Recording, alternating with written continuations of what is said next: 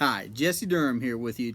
Let's cover today some common questions about the infinite banking concept and becoming your own banker. First, let's call out the elephant in the room. Is it legal? I've heard it, maybe you've thought it. Let's just go ahead and talk about it. First, the biggest answer that I have to that question would be bank-owned life insurance. It's something that you can look up. That's something that you can study. That's something that you vet and verify for yourself. Just how commercial banks are the largest purchaser of whole life. So the life insurance industry has been around for hundreds of years as an industry. And banks today, commercial banks, are the largest purchasers of whole life insurance. So obviously they're trying to make judicious decisions about assets that they own and control, and a whole life policy being a unilateral agreement is that asset, and it fits the bill for a lot of different reasons. So is it legal to own a life insurance policy? Of course, absolutely. Is it legal to own a whole life insurance policy? Of course. And then are you entitled as the owner to be able to access the cash value of your policy? Yes, you can request a loan from that company. You can request a withdrawal from that company on your policy. Of course, we promote the idea here of using loans so that the compounding of interest is not interrupted thereby. But regardless, you're the owner of that policy, and yes, you're entitled to the cash values of that policy. So to address, is it legal?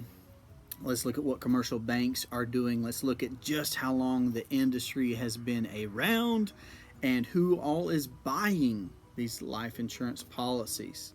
Another point on answering the question, is it legal, the infinite banking concept, whole life insurance, is look up and see who the commissioner is in your state, because insurance is regulated by the state. I mean, there's that department for insurance within states. So that's another place to be able to touch base, touch ground, and find out more information about insurance just as an industry. All right, question number 2. Why haven't I heard of this before?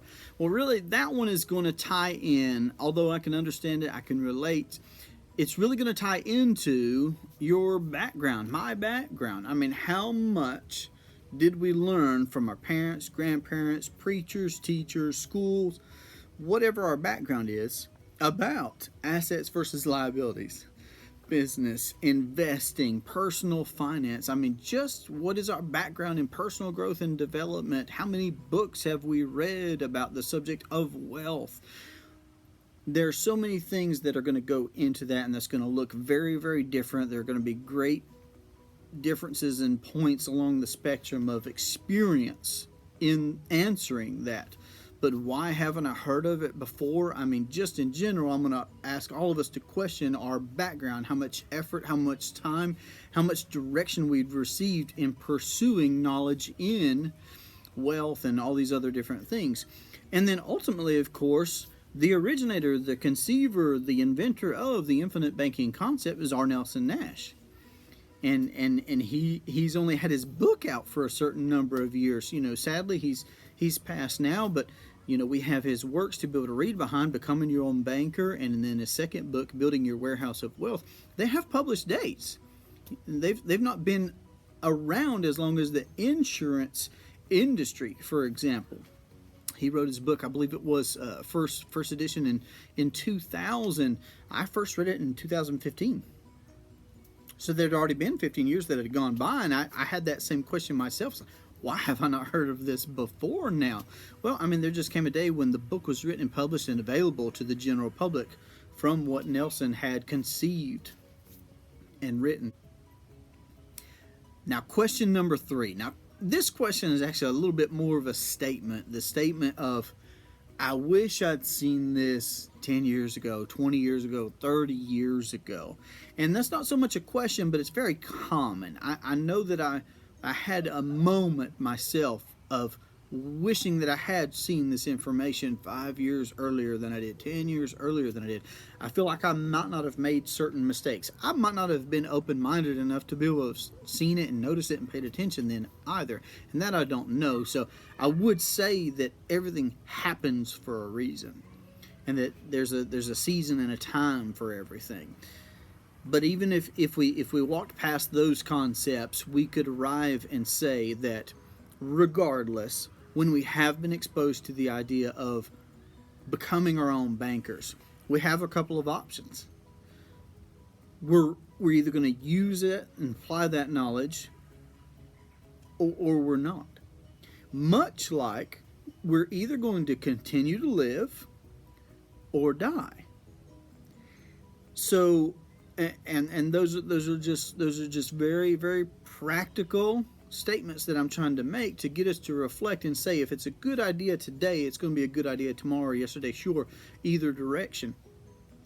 And we're either only going to continue to live or die, and eventually that will happen. So the question then is, well, are we better off with the living benefits? And that's where we like to focus on, the here and the now. How can we finance personally whatever our financial footprint is? I mean, whatever lifestyle we have, whatever our background is as an employee or a business owner or an investor, or whatever that case may be, aren't we better off with using this knowledge of becoming our own bankers for the living benefits? Of course, I would argue. But then also, aren't our beneficiaries, the charitable organizations or our heirs, our children, our grandchildren, aren't they going to be better off for us having practiced the infinite banking concept as well? There's an ancient Chinese proverb that talks about how the best time to plant a tree is 20 years ago.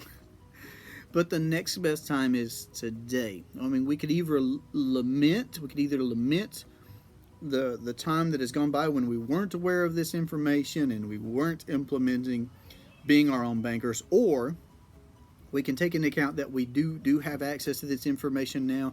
We can practice it now for the time that we have and enjoy all these living benefits, the access, the control, the security, the guarantees, everything that there is in the infinite banking system. But also recognize that no matter where this finds us in life personally, we're able to set somebody else up potentially at a much different starting point than where we started. So in the one side of the coin is, why didn't I see this 10 years ago? I wished I'd have seen this 10 years ago.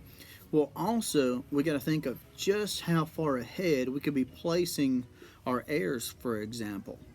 They don't have to have the same starting point. They may never have to go into a bank and commercially finance a mortgage to have a home. They may not have to take out a loan for their wedding day. They may not have to qualify somewhere else if they can and pay interest to somebody else for their college education or to start their business or just anything where they could be their own banker from the get-go because of the system of policies that we've constructed and the education that we've been able to pass on, the practice that we've been able to give to those that we care about, business partners, friends, loved ones, those that could also be their own bankers themselves. So I would just highly encourage you to look at the other side of the coin and say, okay, I can access all these living benefits now, and instead of lamenting time, conceived as loss, just consider that as part of the process and having gotten to where we are now and being open-minded enough now to actually look at this idea for what it is, put it into practice while we can, and set up the next generation even better. Let's start thinking 8 generations down our line, or whatever charitable organization or church, just anything that you want to put in there, and they will be better for having had us in their lives, even in this area. And again, that's not just in the death benefit. That's amazing and great and wonderful, but also the educational side of it. Just like we talked about in a previous question about why haven't I heard about this before. Our beneficiaries, our heirs, our charitable organizations, those that we would bequeath a death benefit to, we can be providing that education. We could be providing that knowledge for someone else to be able to start off better than we have. So these have been some common questions. These have been some common thoughts. Again, I would love to hear what your thoughts and your questions are. I had many when I got started. It was a very simple idea. I could literally read about becoming my own banker, but I personally benefited from having conversations and getting questions answered myself. It was just helpful for me to be able to process it. So I'd love to be able to have a phone call, to receive an email. If this video has been helpful, let me know. If this audio has been helpful, let me know, of course. And send me an email. Let me know if there's something that you would like me to cover. Let me know if there's something that you'd like me to personally answer just between us. You can reach me at 828-817-4223. That's 828-817-4223. Or you can email durhamtalents@gmail.com. That's durhamtalents@gmail.com. I look forward to our next conversation. Thanks. Have a great day.